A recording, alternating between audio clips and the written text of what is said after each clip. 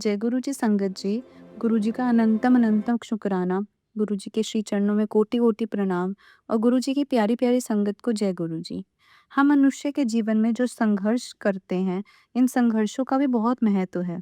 मनुष्य जितना ज़्यादा चुनौतियों का सामना करता है, उतना ही ज़्यादा उसमें बल पैदा होता है और संगत जी यही संघर्ष ही हमें महापुरुषों से भेंट करवाता है। हमें भी गुरुजी हमारे संघर्षों की वजह से ही तो मिले हैं, वरना सिर्फ सुख ही होता हमारे पास तो क्या हमें गुरुजी मिलते? यह संघर्ष हमारे जीवन में क्यों महत्वपूर्ण है, इस बात को हम सत्संग के अंत में एक कहानी के माध्यम से जानेंगे। संगत जी, आज के सत्संग में भी बहुत खास और बहुत महत्वपूर्ण बातें छिपी हैं। आप सारे सत्संग अंत तक सुने और पूरा सुने। संगत जी, हम सत्संग शुरू करते हैं। उससे पहले हम सब आपसे रिक्वेस्ट करते हैं कि आप सभी अपना सत्संग सुंदर लिखावट में हिंदी में हमारे ईमेल आईडी या व्हाट्सएप पर हमें भेज सकते हैं। मैं अपनी बुआ के थ्रू गुरुजी से कनेक्ट हुई। वैसे तो मेरे पास बहुत सारे सत्संग हैं सुनाने को, बट ये बिल्कुल आज का और जस्ट अभी का सत्संग है जो मैं आपसे शेयर कर रही हूँ। संगत जी, आज मैं अपना एक सत्संग शेयर करना चाहती हूँ, जो चीज़ मेरे साथ बिल्कुल अभी-अभी हुई है। मैं अभी दोपहर की नींद लेने से पहले फ़ोन चला रही थी और मेरे पास गुरुजी की पोस्ट आई हुई थी कि आज तेनू मैं ब्लेस करूँगा। मैंने यह पोस्ट बिना लाइक किए स्क्रॉल कर दी और मन में सोचा कि मुझे बिल्कुल बिल्कुल भी गुरुजी के कोई ड्रीम दर्शन नहीं होते, ना मुझे उनसे टेलीपैथी के थ्रू बात होती है। इतना कह के मैं सो गई और आप बिलीव नहीं करेंगे संगत जी, मुझे सपने में गुरुजी की आवाज़ आती है, "ले कुड़िए 10 रुपए रख और बड़े मंदिर आ जा, मैं वहीं मिलूँगा।" और मैं बहुत खुश होती हूँ और मम्मी-पापा के साथ बड़े मंदिर पहुँच जाती हूँ।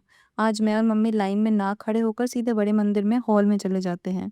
गुरुजी की गद्दी रखी हुई है और वहाँ बहुत सारे लोग ऑलरेडी हाथ जोड़कर खड़े होते हैं। मैं और मेरी मम्मी भी गुरुजी के ध्यान में खड़े हो जाते हैं।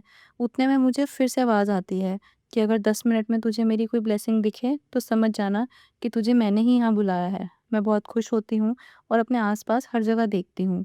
तो मैं देखती हूँ संगत जी कि सभी लोग स्टैच्यू के फॉर्म में खड़े हैं और इवन मेरी मम्मी भी, एक्सेप्ट मी, मुझे छोड़कर। बट फिर भी मैं 10 मिनट तक यही सोचती रहती हूँ काश गुरुजी की फ्रेग्रेंस आ जाए मुझे या उनके दर्शन हो जाए। बट मुझे ना कोई उनकी फ्रेग्रेंस आती है, ना टेलीपैथी के थ्रू बात होती है और ना मुझे दिखते हैं। मैं बहुत उदास हो जाती हूँ। उतने में ही मुझे एक अंकल जी दिखते हैं जो कि गुरुजी की गद्दी के जस्ट साइड में खड़े होते हैं। उनका फेस इज़ जस्ट लाइक गुरुजी, उनका चेहरा गुरुजी जैसा होता है। वो मुझे इतने लोगों के बीच में जो स्टैच्यू बने हुए हैं उनमें से बुलाकर कहते हैं, "वो कुड़ी है, ये ले जल पी।" और मैं गुरुजी को देख के बहुत रोने लगती हूँ और उनके चरण पर अपना सर रख कर रोने लगती हूँ। तभी वे कहते हैं, "जा अपनी मम्मी नू बुला लाई।" मैं उनकी बात मान के वही गिलास जो गुरुजी ने मुझे भी दिया था अपनी मम्मी के पास ले जाती हूँ और मम्मी को पिलाती हूँ। मेरी मम्मी जो बिल्कुल फ्रीज़ हो गई थी वो रिलीज़ हो जाती हैं और कहती हैं, "ये जल तुझे कहाँ से मिला?" तो मैंने मेरी मम्मी को बताया कि मम्मी मुझे ये जल गुरुजी ने दिया है। तो मम्मी बोलती हैं कि मुझे भी गुरुजी के दर्शन करने हैं। हम दोनों उन्हीं अंकल के पीछे-पीछे भागते हैं जिन्होंने मुझे जल दिया था और आखिरकार वो अंकल मुझे मिल ही जाते हैं। बट जैसे ही वह टर्न होते हैं, वो कोई सेवादार अंकल होते हैं, गुरुजी नहीं होते। मैं और मेरी मम्मी बहुत उदास हो जाते हैं, बट वो अंकल बोलते हैं, "अरे! आप लोगों को तो खुश होना चाहिए। गुरुजी ने आपको मेरे वेश में मेरी वेशभूषा में आकर आपको दर्शन दिए हैं, ब्लेस किया है। सच में संगत जी, आज मैं दिल से जितना शुक्राना करूँ उतना कम है। वह हमें किसी न किसी रूप में आके ब्लेस ज़रूर करते हैं, बस हम समझ नहीं पाते। यह मेरा पहला सत्संग है। अगर गुरुजी की कृपा ऐसी बनी रही तो मैं आगे और भी सत्संग आपसे शेयर करूँगी। जय गुरुजी, शुक्राना गुरुजी, कोटि-कोटि शुक्राना गुरुजी। अपनी कृपा सदा हम पर बनाए रखना। जय गुरुजी संगत जी, अगला सत्संग हम दिल्ली के रूपल आंटी का शेयर करेंगे। जय गुरु जी, शुक्राना गुरु जी, अनंतम अनंतम शुक्राना। ओम नमः शिवाय, शिव जी सदा सहाय। ओम नमः शिवाय, गुरु जी सदा सहाय। संगत जी, 2019 में मुझे बहुत वॉमिटिंग आती थी। टेस्ट करवाए तो पता चला गॉल ब्लैडर में स्टोन है। डॉक्टर ने ऑपरेशन का बोला, गॉल ब्लैडर रिमूव करवाना पड़ेगा क्योंकि स्टोन नहीं निकलेंगे मेडिसिन से। मुझे हॉस्पिटल में एडमिट करवा दिया गया और अब मेरे ऊपर फैमिली का प्रेशर था कि ऑपरेशन करवाओ। क्योंकि वो लोग भी मेरे रोज़-रोज़ वॉमिटिंग से परेशान हो चुके थे। बट मुझे मेरे गुरुजी पे पूरा विश्वास था कि वह मुझे ऐसे ही ठीक कर देंगे क्योंकि बहुत से सत्संग सुने थे कि सेकंड रिपोर्ट में गुरुजी सब ठीक कर देते हैं, इसलिए चांस लेना चाहती थी। बट मेरे जितने भी इन-लॉज़ हैं वह मौका नहीं दे रहे थे और सभी लोग अपनी बात मनवा रहे थे कि ऑपरेशन करवाना ही पड़ेगा। मैंने मन ही मन गुरुजी से प्रार्थना की कि गुरुजी मुझे अभी के अभी यहाँ इस हॉस्पिटल से निकालो। मुझे अपनी बॉडी पर डॉक्टर के एक भी औज़ार नहीं चलवाने, ना ही मैं हॉस्पिटल में एडमिट रहूँगी। डॉक्टर राउंड पर आए, बोले क्या सोचा है? मैंने बोला मुझे अभी इतनी जल्दी ऑपरेशन नहीं कराना है, आप डिस्चार्ज कर दें। डॉक्टर ने मुझे फिर बोला कि आपका ये स्टोन कहीं भी किसी भी मेडिसिन से ठीक नहीं होगा, ना आयुर्वेदिक ना होम्योपैथिक किसी से भी नहीं।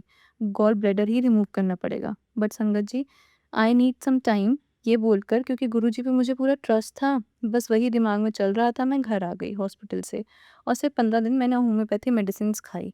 फिर से अल्ट्रासाउंड कराया। अब अल्ट्रासाउंड हो रहा था संगत जी, तब उन डॉक्टर से मैंने बीच में पूछा कितने स्टोन्स हैं? एंड आई एम शॉक्ड कि उन्होंने बोला कि स्टोन तो कहीं नहीं है। किसने बोला आपको स्टोन है? कुछ भी नहीं है। आपको फर्स्ट अल्ट्रासाउंड रिपोर्ट में स्टोन आए और सेकंड में कोई स्टोन नहीं आए। फिर गुरुजी का याद आया मुझे कि उन्होंने ही मुझे बचाया है ऑपरेशन से। जय गुरुजी, बहुत-बहुत शुक्राना गुरुजी।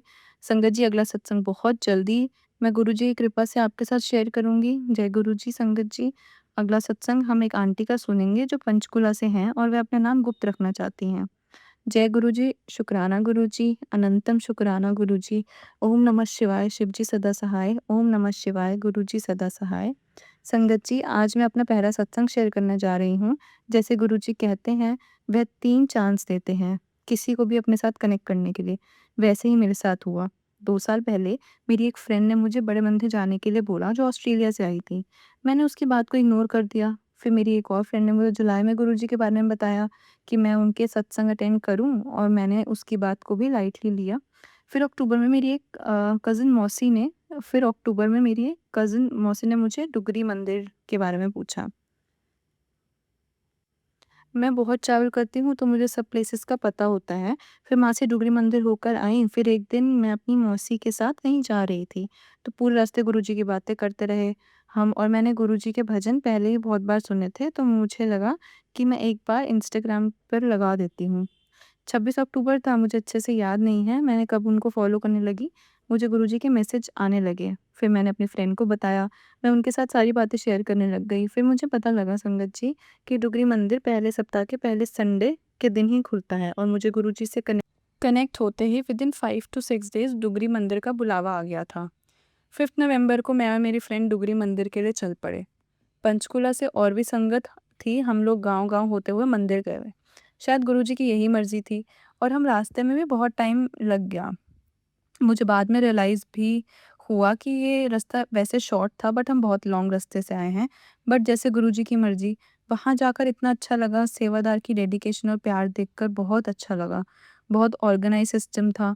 वहाँ हमें चाय प्रसाद मिली, फिर जल प्रसाद, फिर बहुत ऑर्गनाइज़्ड ढंग से दर्शन हुए। जैसे ही मैं दरबार में गई, I was crying from inside. बहुत मन से रोना आ रहा था, बहुत रो रही थी। मेरा अंदर-अंदर बहुत मन भर गया था। और जब मैं नीचे उतरी तो ऐसे लगा कि मैं अंदर से बिल्कुल खाली हो गई हूँ, बिल्कुल ज़ीरो, सब कुछ वहीं रह गया था। और फिर लंगर खाकर तो ऐसा लगा कि पता नहीं क्या ही मिल गया है। वहाँ से जल प्रसाद भी मैं घर लेकर आई और विदिन 3-4 आवर्स हो गए थे, तो संगत जी सब कुछ फ़्लो में ही होता गया, पता ही नहीं चला। फिर हाईवे पर पहुँचते ही हमारी गाड़ी all of a sudden Midway में आकर गियर फ्री हो गई। वहाँ कुछ लड़कों ने हमें मैकेनिक का नंबर दिया और विदिन 15 मिनट्स गाड़ी ठीक हो गई। शंकर जी, गाड़ी ठीक हो गई इस बात का हमें बिल्कुल भी आशा नहीं थी। बस ये मेरे गुरुजी से मेरी अरदास की ताकत थी कि गुरुजी ने एक अनजान सिटी में बैठे विदिन 15 मिनट्स में हमारी गाड़ी ठीक करवा दी, और जो शायद गुरुजी के बिना कोई कर ही नहीं सकता था। जय गुरुजी, शुक्राना गुरुजी, लख-लख शुक्राना मेरे गुरूपा। मैंने अपनी लाइफ में बहुत दुःख देखे हैं। पिछले 10 सालों में मैंने अपने छोटे भाई, पापा, मम्मी सबको खो दिया। इस वजह से मैं बिल्कुल अकेली हो गई थी। मुझे बहुत डिप्रेशन, एंग्ज़ायटी की और बहुत सारे हेल्थ इश्यूज़ होने लग गए थे। एक-एक करके गुरुजी ने विदिन 2 मंथ सब कुछ ख़त्म कर दिया। संगत जी, मैं हर रोज़ बहुत रोती थी, लेकिन जिस दिन से मैं गुरुजी से मिली हूँ, सब ख़त्म हो गया। अब मैं एक बहुत शांत लड़की हूँ, फुल ऑफ पेशेंस, सुकून और सब्र। गुरुजी हर रोज़ मुझे बटरफ्लाई के रूप में भी मेरे साथ रहते हैं और जहाँ भी जाती हूँ, गुरुजी ने मुझे सफ़ेद कबूतर, मोर और शिव मंदिर में 10 दिसंबर को साक्षात दर्शन दिए हैं। और संगत जी, गुरुजी ने मुझे 20 नवंबर को बड़े मंदिर भी बुलाया और अपना बहुत ही सुंदर स्वरूप हमें ब्लेस किया। फिर मैंने गुरुपा के सत्संग भी अटेंड किए और 3 दिसंबर को गुरुजी ने फिर हमें डुगरी बुलाया। संगत जी, मैं हर रोज़ डिफ़रेंट डिफ़रेंट जगह पर ट्रैवल करती हूँ और रोज़ गुरुजी का ब्रेसलेट ज़रूर पहन कर जाती हूँ। और घर से निकलते हुए रोज़ गुरुजी को बोलती हूँ कि गुरुजी आप साथ चलो। और वो हर रोज़ पूरे-पूरे रास्ते इतने सुंदर बटरफ्लाई के रूप में मेरे साथ हमेशा रहते हैं। संगत जी, मैं हर रोज़ जोत जलाती हूँ, शाम को आरती करती हूँ और 1 महीने से भी ऊपर हो गया है, अमृत वेला भी करती हूँ। मेरे ऊपर ब्लैक मैजिक किया हुआ था, वो भी गुरुजी ने 2 महीने में ठीक कर दिया। जो मेरे पास गुरुजी के मैसेज आते थे, मैं हमेशा उन्हें फ़ॉलो करती हूँ। और जब भी मैं ट्रैवल करती हूँ संगत जी, तो ट्रैवल करते समय कम से कम 4 से 5 सत्संग सुन लेती हूँ, भजन सुनती हूँ और अब मुझे ऐसा लगता है कि मैं अकेली नहीं हूँ, मेरे गुरुपा हमेशा मेरे साथ हैं। अब मुझे दुनिया में किसी और की कोई ज़रूरत नहीं है संगत जी। मैंने अपने घर में गुरुजी के 2 बार सत्संग भी करे हैं। गुरुजी के साथ बैठकर और वो सत्संग मैंने तब किए जिस दिन मैं गुरुजी का स्वरूप अपने घर पर फ्रेम करवा कर लगाया था। उसके बाद गुरुजी ने मुझे दर्शन दिए। संगत जी, अब मेरी लाइफ में हर रोज़ कोई ना कोई सत्संग होता है। गुरुजी ने मुझे सत्संग के लंगर में ओम के रूप में दर्शन दिए और संगत जी, ड्रीम में भी मुझे 2 बार बटरफ्लाई के रूप में दर्शन दिए हैं। गुरुजी ने बस संगत जी, मैं इतना ही कहूँगी कि 2 नवंबर से लेके 10 दिसंबर तक बहुत बीमार रही। मैंने बहुत कष्ट सहे, क्योंकि ब्लैक मैजिक का इफ़ेक्ट था, बट मेरे गुरुपा ने मुझे बिल्कुल ठीक कर दिया। मैंने एक पल के लिए भी गुरुजी पर से विश्वास नहीं हटाया। संगत जी, मैं कान्हा जी की भी बहुत भक्ति करती थी। बहुत सालों से मैं और मेरे गुरुजी से, मेरे कान्हा जी से ही मुझे मिलवाया है। संगत जी, मैं जितना गुरुजी को शुक्राना करूँ उतना कम है, क्योंकि उन्होंने अनाथ बच्चे को अपने सीने से लगाया है, अपने चरणों से लगाया है और मुझे इतना प्यार दिया है, इतना प्यार दिया है, जितना कभी किसी ने नहीं दिया। शुक्राना, शुक्राना मेरे गुरुपा, मुझे नई ज़िंदगी देने के लिए। शुक्राना, अनंतम शुक्राना गुरुजी। आप ना मिलते तो शायद मैं ख़त्म ही हो जाती। Love you गुरुपा। जय गुरुजी, शुक्राना गुरुजी। संगत जी, हमेशा की तरह हम सत्संग का अंत एक बहुत ही खूबसूरत कहानी से करेंगे। मैंने आपको शुरुआत में कहा था कि हमारे जीवन में संघर्ष का बहुत महत्व है और वह महत्व क्या है, वह हम इस कहानी के माध्यम से जानेंगे। एक बार एक किसान परमात्मा से बड़ा नाराज़ हो गया। कभी बाढ़ आ जाए, कभी सूखा पड़ जाए, कभी धूप बहुत तेज़ हो जाए, तो कभी ओले पड़ जाएँ। हर बार कुछ ना कुछ कारण से उसकी फसल थोड़ी खराब हो जाती। एक दिन बड़ा तंग आकर उसने परमात्मा को कहा, देखो प्रभु, आप परमात्मा हैं, लेकिन लगता है आपको खेती-बाड़ी की ज़्यादा जानकारी नहीं है। एक प्रार्थना है कि एक साल मुझे मौका दीजिए, जैसा मैं चाहूँ वैसा मौसम हो जाए, फिर आप देखना मैं कैसे अन्न के भंडार भर दूँगा। परमात्मा मुस्कुराए और कहा, ठीक है, जैसा तुम कहोगे वैसा ही मौसम दूँगा, मैं दखल नहीं करूँगा। किसान ने गेहूँ की फसल उगाई। त जब धूप चाही तब धूप मिली, जब पानी की आवश्यकता हुई तब पानी मिला। तेज़ धूप, ओले, बाढ़, आँधी तो उसने आने ही नहीं दी। समय के साथ फसल बढ़ती चली गई और किसान की खुशी की कोई सीमा नहीं रही, क्योंकि ऐसी फसल तो आज तक हुई नहीं थी। किसान ने मन ही मन सोचा कि अब पता चलेगा परमात्मा को कि फसल कैसे करते हैं। बेकार ही इतने बरस हम किसानों को परेशान करते रहे। फसल काटने का समय भी आया। किसान बड़े गर्व से फसल काटने गया, लेकिन जैसे ही फसल काटने लगा, एकदम से छाती पर हाथ रखकर बैठ गया, क्योंकि गेहूँ की एक भी बाली के अंदर गेहूँ नहीं था। सारी बालियाँ अंदर से खाली थी। बड़ा दुखी होकर उसने परमात्मा से कहा, प्रभु ये क्या हुआ है? तब परमात्मा बोले, यह तो होना ही था। तुमने पौधों को संघर्ष का ज़रा भी मौका नहीं दिया।